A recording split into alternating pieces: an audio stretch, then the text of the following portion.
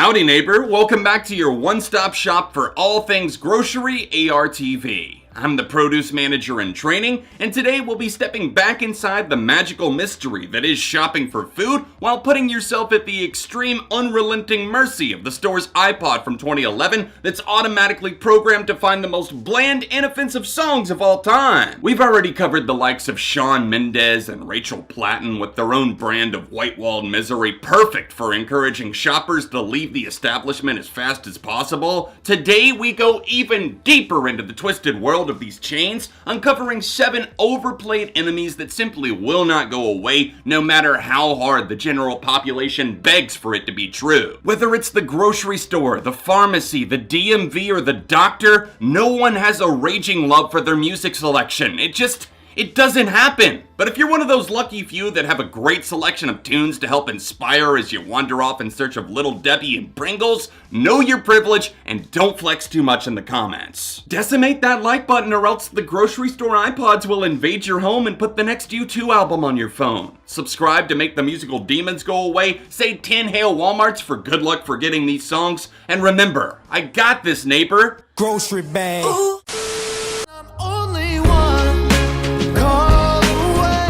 Thank God Charlie Puth got better. I couldn't take a lifetime of grocery aisle staples from the guy, but thankfully, and I mean that in a morbid way, we have his entire first album to look back upon, including the white knighting classic itself, One Call Away. The whole fucking song is built around Charlie being the guy to swoop in and save the day. What a hero, dude. I'm sure this girl wants to pick up the phone and call desperately needing you specifically, like some sort of damsel in distress Daphne from Scooby-Doo shit. Imagine you're picking out your cart, the remnants of the lovely Iris by the Goo Goo Dolls is feeding from the speakers, and then your cartwheels lock in place, your eyebrows raise, your heart sinks, and then you hear it. The pure words of unfiltered evil raining down on your ears.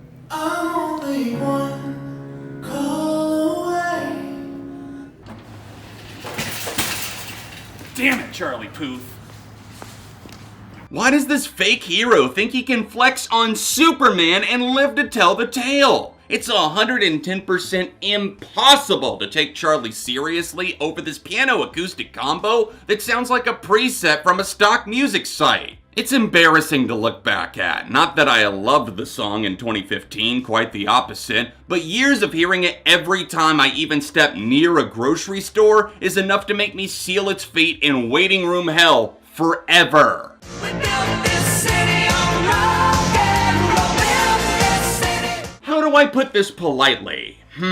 Fuck this song! It's bad enough that your aunt is always playing this on her Best of the 80s CD every time you're forced to ride with her to the family reunion, but now we're being viciously attacked in the ear every time I choose to push my cart around the grocery store? I refuse to accept this expired cheese from the 80s as normal! No one likes this song, and I refuse to believe otherwise. You might think you do, but you don't like it. It's as unlikable as a character from The Big Bang Theory. Actual auditory assault, like those synthesizers with those words you're choosing to let spill from your mouth? Shut it, just right there. Unplug the amp, walk away before I build my own grave on rock and roll. There's no way the masterminds running these grocery stores don't know that this song is despised worldwide no matter what language you speak. Bullshit knows no language barrier. Starship sounds like awful background music for a kid's after-school special you'd find rotting in your dad's garage on a VHS tape. Even the most 80s of 80s of 80s cheese doesn't normally let itself get this bad. I mean, we're all used to wearing a mask on our face to the store these days. Maybe the next step is earplugs. Keep bleeding, keep bleeding.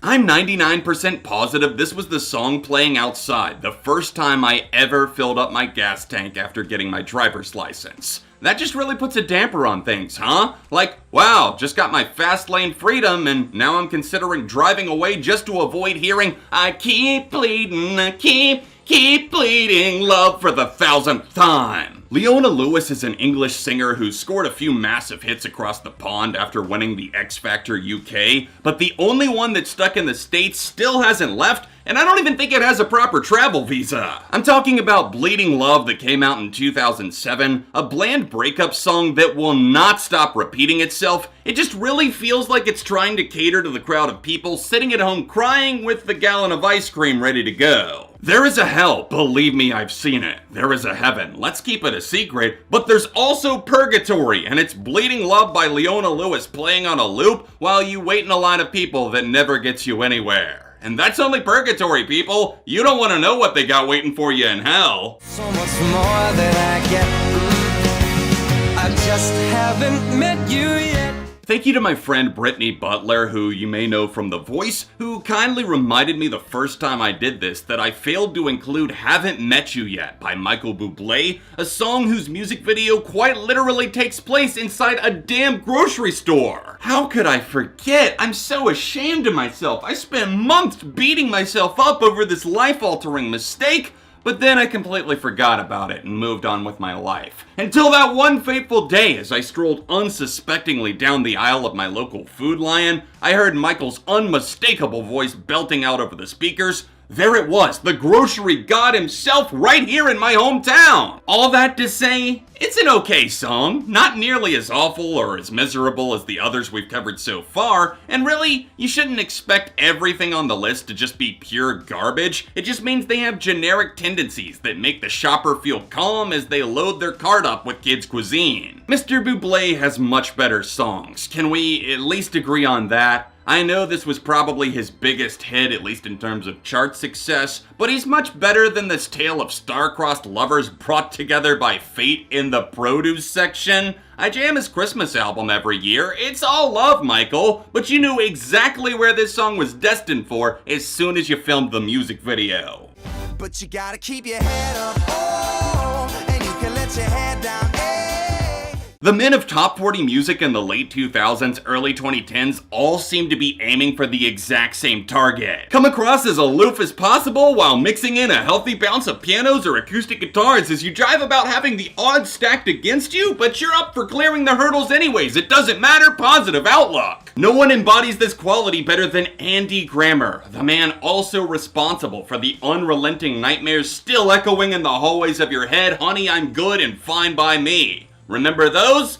You're welcome! Andy struts through this song like he's the most relatable man on the planet, singing to the young self-starter that can't seem to catch a break but won't let go of the positive attitude no matter how annoying it might be. He attempts to almost sing rap over a faux jazzy piano drum beat with a really grating flow during the verses and plenty of uh-ohs and AAs sprinkled over the hook. Keep Your Head Up is the type to not only never hurt a fly, it's the song that would land on a fly and somehow walk away the wounded party. It's not a good time, so unless you like drowning in a bird bath of background fodder, I'd highly suggest keeping your headphones in your pocket for moments like this while you're out shopping.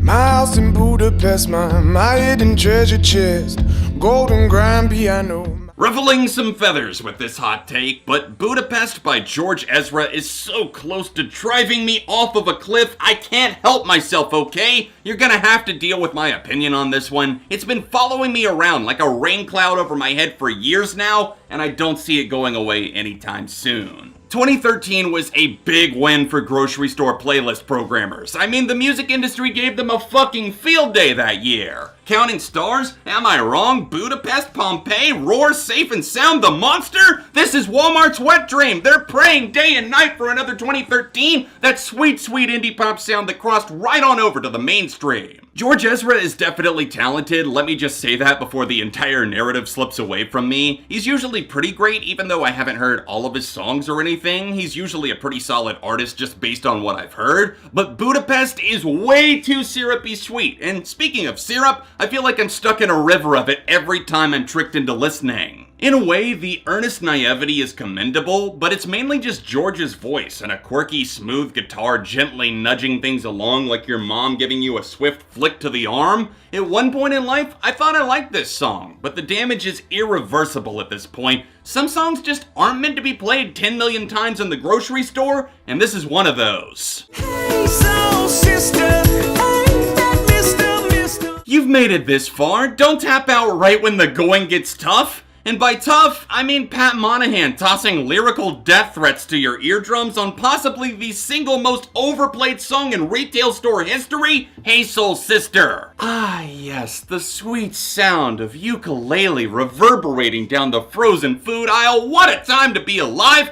You're here on this planet for such a short time in the grand scheme of things, yet somehow you've been blessed to be alive at the same time as Train's comeback hit that went on to become the single most downloaded song of 2009. If that doesn't lift your spirits, well, how about an aging man singing about his untrimmed chest hair while also making nonsensical rhymes about rugs and drugs and even being so gangster and so thug? That's poetry to my cultured ears. I mean, Pat Monahan? More like Poet Monahan. Reality check. Hey Soul Sister is like a moose's asshole. No one wants to hear that shit, see that shit, or smell that shit. And yes, that's me saying that this song has a very distinct odor. It's like in The Conjuring when the demons are nearby and it smells like rotting eggs and sulfur, except it's the worst Febreze scent of all time lingering in the air, forcing your hand until you remove yourself from the realm of those sick, nasty uke chords. There was maybe a 2-week window in late 2009 where I thought, hey, this song is okay, it's kinda catchy, but when you're forced to hear it on every radio, sports broadcast, grocery store visit, and commercial for days, months, years on end,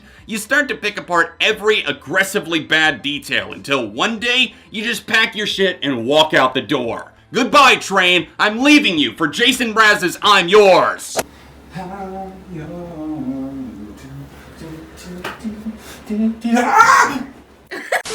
Wow, such fun today goofing on the grocery store jams. That's another episode of 7 on Sunday in the books, and most likely the final episode of 2020. Do me a favor and slap the like button if you had a good time watching, subscribe, and remember, I don't hate every song on the list, just most of them. Let me know what grocery store jams still haunt you in the comments section down below, and while you're at it, maybe tap this card on screen here to see the first part of my grocery store grievances. If you want to see another recent episode of SOS, then tap this card here, and visit the top link down below if you would like to help support the channel financially by donating on Patreon. A huge thank you to my current $50 patrons Brandon, Cleo, Seth, and Dayton, and I hope you have a lovely day. Thank you for watching, and I'll see you soon on ARTV.